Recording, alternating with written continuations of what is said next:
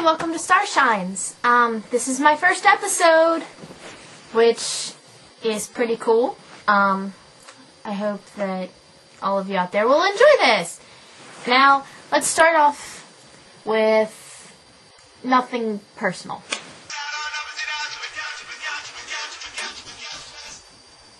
My wind ensemble performed with University of Delaware's wind ensemble, which is always fun because being able to play with college students while in high school is a great learning experience, and they were really nice, and holy crap, their Barry sax player is my hero, I swear. She was amazing. Other things that are going on in my life. Well, today was Free Rita's Ice Day, which I always find funny because my mother's name is Rita, so I've always wanted to just go up there and be like, hey, can my mom get 2? Because that would be really awesome. A lot of my friends have been in sort of downer situations lately, and I'm very depressed about that. Because I'm just getting into a happy mood. I've been having this bad situation around a certain person, but that person will remain initials. Let's just call them J. And this person had caused me a lot of pain, and I had been in a depression. But now I'm over it because I'm a mature person, and I still feel like if I cared about this person so much, I shouldn't be angry at them for being happy.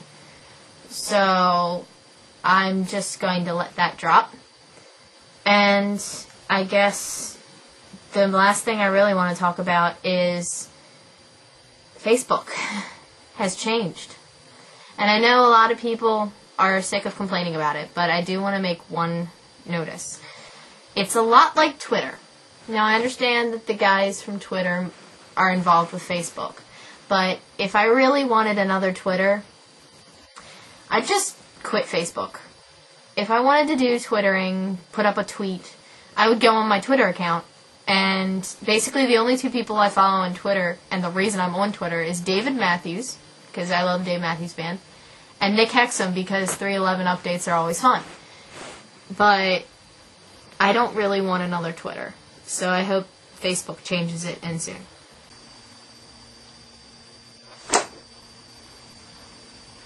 Okay, so in my English class, we have been assigned to reading circles, where we teach a class lesson on a book that we're reading. And out of all the choices, I've picked up Catch-22. It's a classic, I know, but I hadn't read it yet, so I decided, now's a good time.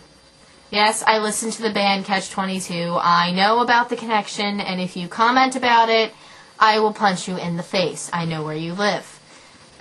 This is a very funny book. I haven't really finished it yet. I'm sort of in the process of reading, so please no spoilers in the comments either. I really like war humor, and this book is chock full of it, and I have caught myself laughing out loud. So I highly recommend it. And I never thought I would be talking about English class books, but here I am doing so. So everyone read Catch-22. I demand it of you. It's amazing.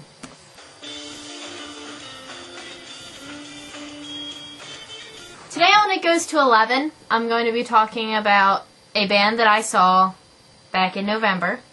I'm a huge ska fan. I'm just putting that out there. If you already know me, then you know this. Oh, you really know this. And I decided that in November I was going to go to the Black Cat in D.C.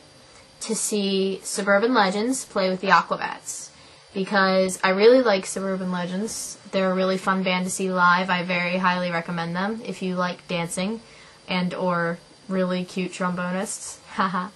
And then the Aquabats just are freaking amazing. If you don't know who the Aquabats are, you're a very deprived person. So I went to see them, and what I thought was really cool is they decided to pick a local band to open for them. And I didn't really know that we had such amazing bands in my home state, because that's when I saw Karmella's Game, and I'm going to put on one of my favorite Karmella's Game songs in the background. the song that I'm playing is actually called Cyberspace Lip Gloss. And Karmella's Game is a 4-piece from Baltimore. They have 4 members. 2 of them are female and 2 of them are male. They are a synthesizer pop band, as you can hear. And if you go on their website, they give away 4 free MP3s on their music page. Their website is basically a parody of the Habbo Hotel, which is pretty cool. You get to play as anyone. I usually go on there and pick the same person. I pick Ed because he's really awesome. And they're just a really unique band. They're very friendly people, and I find it very cool that a lot of their merchandise is handmade. Like, they were giving away knit stuff, like scarves and hats and stuff. And I find out that their guitarist, no, not their guitarist, their singer and I think their bassist, I don't remember, it's been since November, hand knits all of this stuff. I am a knitter, so I thought that was pretty clever. So, if you get a chance to see Karmella's Game or get their CDs, if you like what's playing in the background, I definitely recommend it. It's worth your money. It's a great band. And they put on a very fantastic show.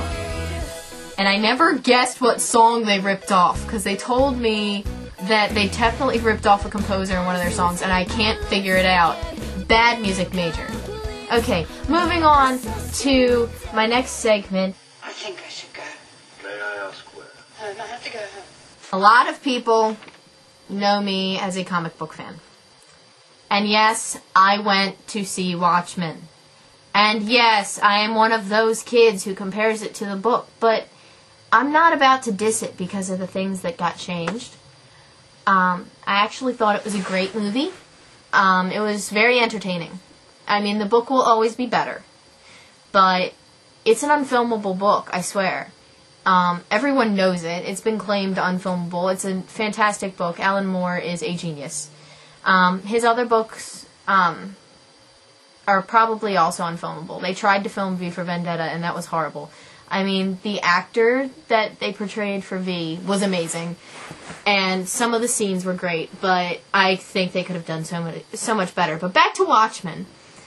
I do have a few things that I actually typed up a review because I'm a super nerd. And the first thing I want to address is Dr. Manhattan. Everyone is talking about Dr. Manhattan's lower regions, and it's like that in the book. If you haven't read the book, you wouldn't know that. But he only wore clothing at one point, because some people were saying, oh, he was wearing, like, black shorts, why couldn't you do that the whole movie? The only reason he wore that was when he was working for the government. He doesn't really see the necessities that humans think are necessities as important. He's not really connected to the human lifestyles, so I don't think he really cares that he's walking around naked. Another thing, I really enjoyed Rorschach. The actor playing Rorschach was awesome. And when it comes to things that were changed, yes, I know the ending was altered. There were a lot of scenes left out, like who killed Hollis Mason? That's my big quirk. Hollis Mason's murder was very important in the book, and it totally got cut. It's even on the soundtrack. There's a track, Who Killed Hollis Mason? That's my big issue. But when it comes to the change things, a lot of movies change things. Because if we were watching a straight adaptation of Watchmen, we'd be there for about 3 hours, maybe 4. So I don't see any problem in them changing a few little things in Watchmen. So all you comic book super nerds that are like, ew, it's horrible, they changed too much, get off your high horses and understand that it was still an enjoyable film. Thank you for tuning in to Starshines. It might have been awkward, but this is my first vlog, so it'll be better with time to come.